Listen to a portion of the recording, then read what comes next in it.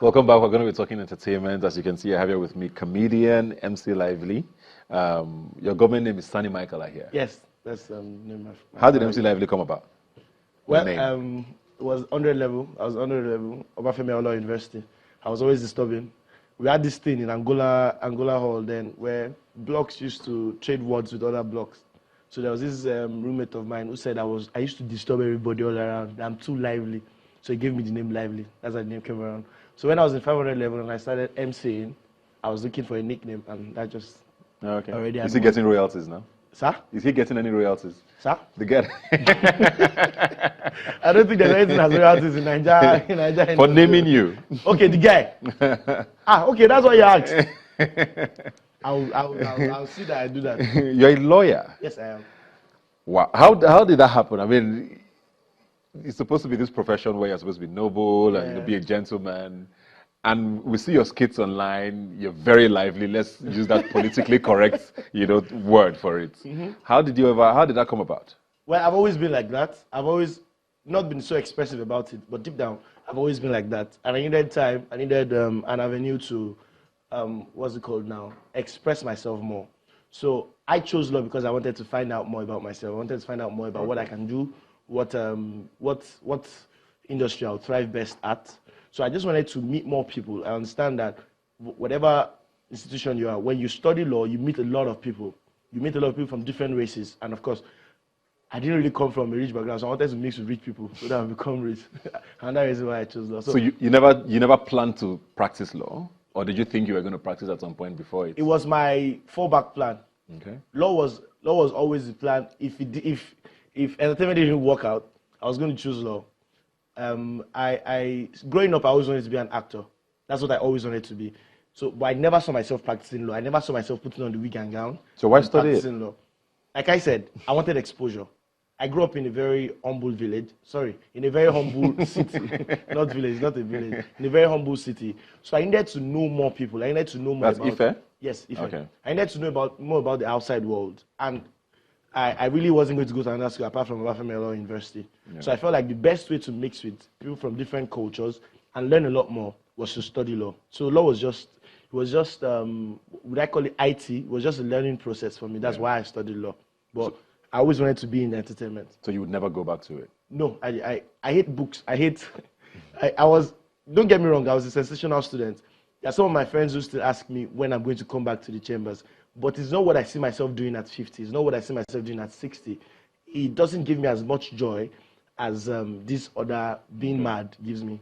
So at what point did you decide, okay, maybe this being mad, like you said, at what point was it like, okay, let's see how we can make a career out of this? Did you just keep dabbling, or did you decide, were you deliberate at any point? I was deliberate. I was very deliberate. It was after law school, my service year. I was serving in Ibadan. I would not mention, this was 2017, early 2017. Okay. I would not mention the law firm. But I realized that all my colleagues, all my mates who were serving at that particular point in time, the person who was earning the highest was 25,000 per month. 25,000 naira per month. After 6 years of school? After 6 years. After 6 years of school. So I was thinking, if I'm going to do this, fine. I might eventually become a very good lawyer. And after 2 or 3 years, I'll start making money. I'll get my head in books. I'll further my studies. It just didn't seem like what I wanted to do.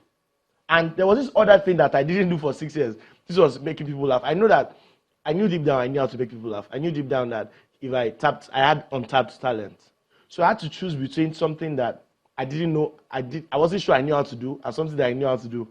And like I said, my argument was, when I'm 60, when I'm 50, what do I want to be doing? Yeah. And it wasn't law. Yeah. That's why I had to make this decision. It was a tough one, but I had to make it. Did you, at what point did you know you were funny? Or do you even think you're funny? Yes, I know I'm funny. When I was in law school, that's when I confirmed it. Growing up, I made sure I kept a lot of funny friends. Everybody who was my close friend, who was my close pal, was funnier than me. So apparently, they were rubbing off on me one way or the other. I didn't know that I had it deep down in me. But when I went to law school, the 1-year course in law school, it was then that I really expressed myself. I was the freest. It was then I realized that if I don't make a career out of this, when I die, my tenants will come and haunt me on my deathbed. Yeah. That was when I actually realized that this is what I'm going to do. Yeah. So you got into the comedy space, and I know comedy is one of those genres in Nigeria that has been doing well for quite a while. Yes. But at the same time, it's also a very tight sort of genre to bust through. Into, yes. At least before social media. Social media has given people another platform to sort of express themselves. Yes. But before that, it was a very sort of closed genre of entertainment. Yes. How did you decide what path you were going to toe? And I know you're doing a lot of social media now. Yes. Do you think, because there are people who also see social media comedians are not real comedians. Right. Do you believe that? I think whether it's social media, whether it's movies, whether it's stand-up, comedy has different branches. Many people don't know. I think because we are used to a certain idea of things, it's difficult to change. So I think the most prevalent, the most common type of comedy in Nigeria now is stand-up comedy. Yeah. However, even before the existence of stand-up comedy, we had a lot of persons who were comedians. We had the likes of Aki and Popo, we had the likes of Nkemo, and so many people. Now, these persons were not necessarily stand-up comedians, but they are comedians. Do you understand what I'm saying, sir? So I think there are various genres. And what social media did was it gave a platform. What people needed most was a platform to express themselves. Most people who are on social media that I know, most of us are actors who have a little bit of, what's it called? We have our funny side. So ordinarily, basically, we are actors. Do you understand? We are also comedians. It does not take one from the other. That's the way I understand. That's the way I see it. Do you think it's a saturated space, the That social is- media comedy? Because we see, it's like every day you wake up, there's a new person doing skits. Okay. You know, do you worry that it might be a little too saturated at some point, I or don't it's even think- getting there? I don't think any industry is saturated. When part of when I wanted to make the decision to become a comedian, I thought about it that, okay, is it not more safe to be in the legal industry, to be in the legal practice? Yeah. Then I thought about it. How many lawyers do we have in Nigeria? We have over 50,000 lawyers. Probably more. In my set, probably more. In my set, about 3,000 graduated. If that's not a saturated industry, I don't know what is. Even the educational industry is saturated. So I don't think there's any industry that is saturated. I think no matter how many people do a certain thing, the ones that are the best always stand out. That's So what are you doing differently? Now, what I do is I make sure I take out real scenarios, real things that happen to people, and I turn them into content. That's how I get my content. I get my content from things that happen around. When I go outside, I go out, I make sure I go out a lot. I step out, I see things that affect people. When I started out, I used to talk about Nigeria a lot. I used to talk about things that happen in the country and so on and so forth. But growing up, I realized that I also needed to diversify and talk about other things that matter to people and so on and so forth. So how I do my own differently is I look at real life situations, I channel them into myself, and my character is one of a guy a barrister who doesn't have a job, who is a ne'er-do-well, always scattering things all around. So that's how I channel my own craft. Looking at the comedy space, there are people, I mean, like I said, it's existed for quite a bit, especially in Nigeria. There are people who are quote-unquote legends in the industry now. Yes, there are some people who are still very active, youngish, and are doing very well. Then, of course, there's the younger group of people. Are there people who you've looked at and maybe you want to sort of, I don't want to say ape your career after theirs, but people who you say and you admire what they've done with themselves Yes, in the industry? growing up, I used to, Night of 1,000 Laugh was my body. I used to save money then to go and buy Night of 1,000 Laugh CDs. So it would mean that some people's jokes are hedged in my head forever. Likes of Basket Mouth, Bovi, Julius Agu. There are so many people that I watched growing up that I said, if I was ever going to become something, I want to be like these people. Then the one that actually made me decide is like a mentor to me, Frank Donga. I so much loved the way Frank Donga does his stuff. I don't know, I admire that bros.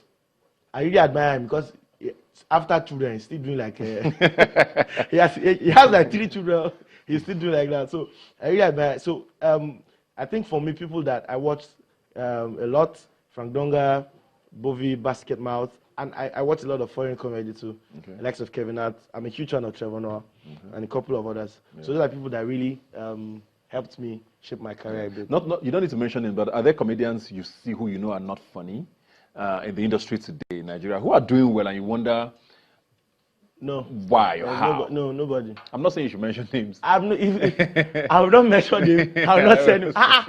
Which kind of... But there are people who think that. Not everybody thinks every comedian is funny. Me, I don't think. I'm not one of those that think that. Hey, everybody want to cover me. Oh. Everybody is funny. Oh, please. Oh. I like cover. He said I should say who is funny. Who is not. Director, I want to see this kind of thing happen. Please, oh. Nobody. Oh. Okay, let's move on. They don't bomb me well to say that all this.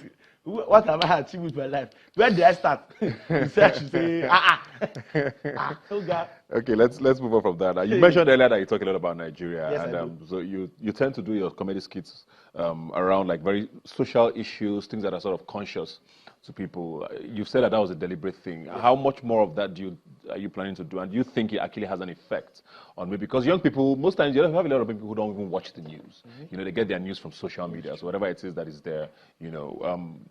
Do you plan to take it more seriously and do more with that? Now, I need to understand that it's a career. Now, like I told you, I started just about 2-3 years ago. So it's a process for me. I'm learning on the job. So it means that there are things that I did not know before that I know now. There are things that I know now I did not know before. Now, it has an effect. I believe it has an effect. There are so many people who walk up to me and tell me, oh, they like what I do. The society needs people who need to speak up. So no matter how little the effect it is, it does have an effect because people have more confidence in in asking questions, asking the right people the right questions. So it does have an effect, and I aim to take it more seriously. Yes, I do. I'm looking to go into stage plays now, and of course, try as much as possible get my own sitcom out there. So no matter how funny I look to get, I also look to pass a message, to send a message. It is my core. It is like the most valuable. Do you think every comedian should do that? Because laughter is a very important tool, right? Yes. And comedians have been criticized a lot, especially in this part, a couple of times for, you know, making fun of the wrong things. We've had comedians make jokes about rape, for example. Okay. You know, things are along those lines. Do you think people should be more socially conscious, or it doesn't matter? Because I am socially conscious, yeah. I certainly would think people should be more socially conscious. I get really angry when people are lethargic about things that happen. I get really riled up. I don't like it when people keep quiet. I'm not the type to keep quiet. I like to address issues. When something is wrong with our country, when something is wrong, people need to talk about it. So I think people need to be more conscious. However, I don't think everybody is not possible for everybody. Yeah. There are people who they need to just ease off the tension, because there's a lot of tension. We can't keep talking about it. Yeah. I realize that the country is not one where you keep talking about the bad things, because it is not a topic that can be exhausted. Yeah. So despite the fact that there are people who are socially conscious, who are politically conscious, there are also people who do not need to be. That's what I think. What are your thoughts on like politicians now? I mean, you have a lot of comedians. We see them on social media. There was a lot of banter even during the last elections with comedians, you know, supporting certain candidates or speaking up for or against. You know, what are your thoughts on getting involved with your art and politics? Well, I'm not looking to dabble into. Is this something you would do? Because money is good. If the money is right, is this something you would do, regardless of how you feel about the person? I've not really been one to always do something because of the money. Don't get me wrong. I like money. I like money. Gone. In case maybe you want to give me money when we finish the show, I'll wait. Should I wait for the money? I should not wait. Okay. Well, as I'm saying now, I like money gone, but I don't let it influence my decision too much. So even if I was going to support a candidate or go into politics, it wouldn't be just because of the money. Yeah. It wouldn't be just because of. Would you go into politics though? I mean, you're a lawyer. You are very conscious about social issues. Is this something that's in the plan? It's always been in the plan. When I'm much older, to become an honorable, or go to the Senate. That's always been my plan.